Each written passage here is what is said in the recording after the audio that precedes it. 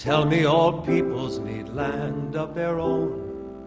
Or the others have theirs, why not leave us alone? We bought it, we brought it to bloom in the sun. It's ours, always was. We won't let them take back our homes and our trees. We won't have them driving us into the seas. That's why we are forcing them down on their knees. But the children are dying in Palestine.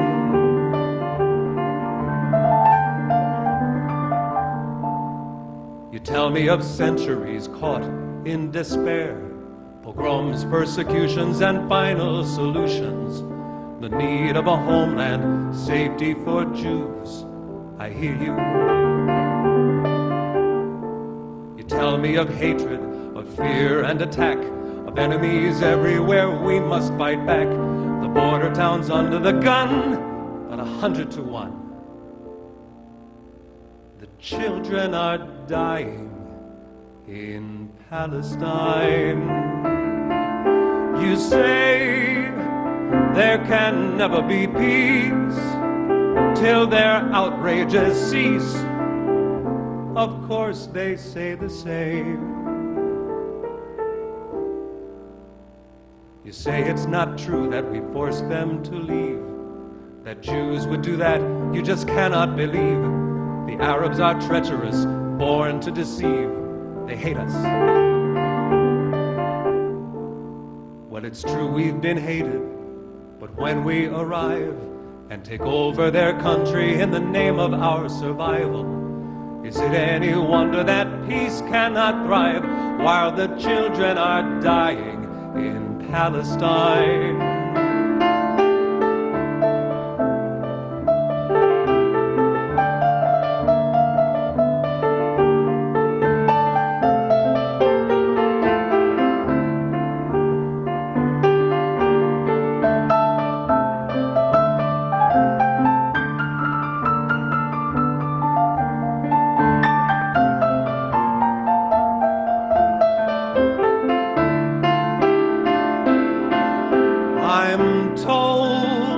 Every state has its Jews, even Jews have their Jews.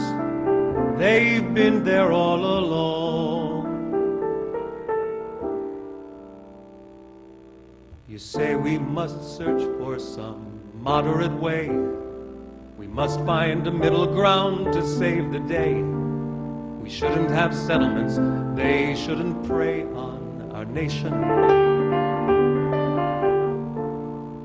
Where is the middle and where the extremes? We've settled their farmlands and stolen their streams. Our generous offers are not what they seem, and the children are dying in Palestine. We're trapped in this horror, it won't go away. We've conquered, but conquering won't win the day. We inspire their hatred, we watch in dismay. It's madness.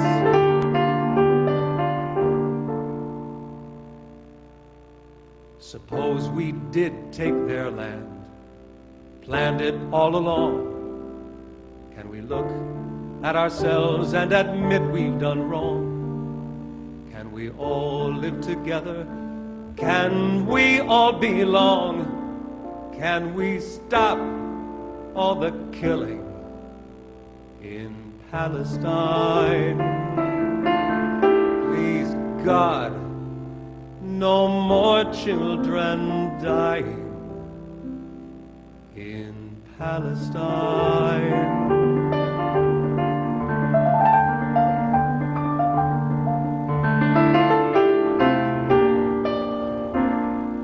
In Palestine.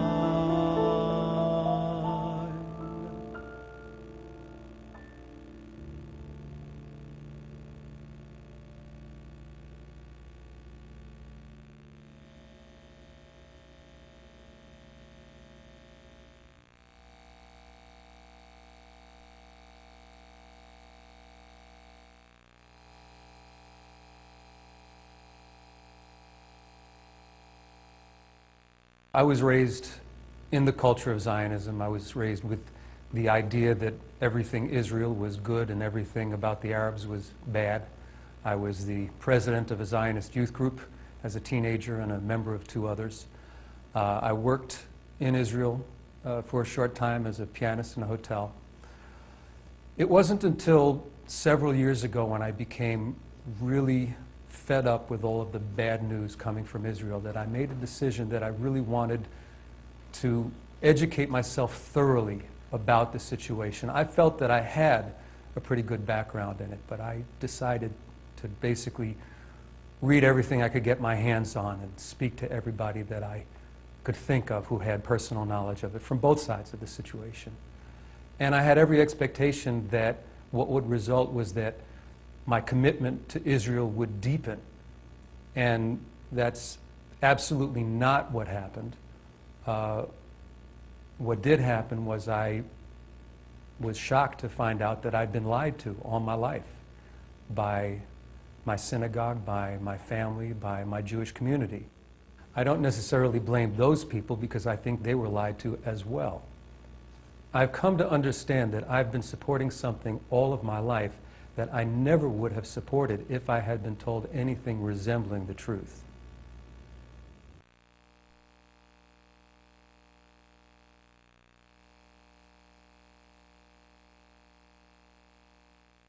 There's an element that's missing from most discussions about the Israel-Palestine conflict, and that is that there was an original sin. Nationalist Zionism sought to take a land that had a 95% non-Jewish population on it and make it into a Jewish exclusivist state. And it accomplished this in 1948 through massacres, campaigns of fear, and military forced mass expulsions.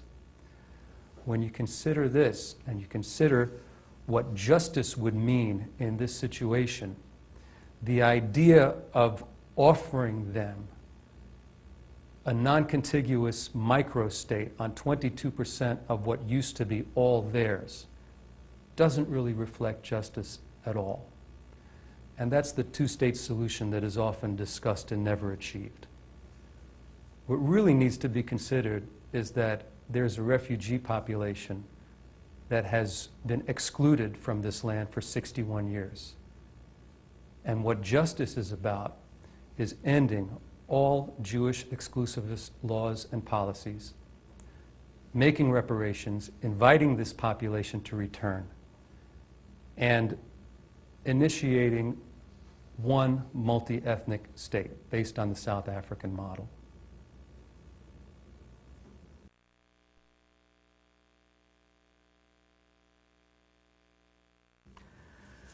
Rich came in with this piece of music and he had the idea of two Jews having a conversation about the situation in Israel and coming from very different perspectives. And there's an old myth that a lot of people have lived inside of for years, if not generations, that Jews were always united on the question of Israel. But in fact, when you go and look at it, if you go back, you find all kinds of dissension, even among the people who did actually move to Palestine and help create Israel. There were people who had a very different vision, a vision of living together with the indigenous people who were essentially written out of history.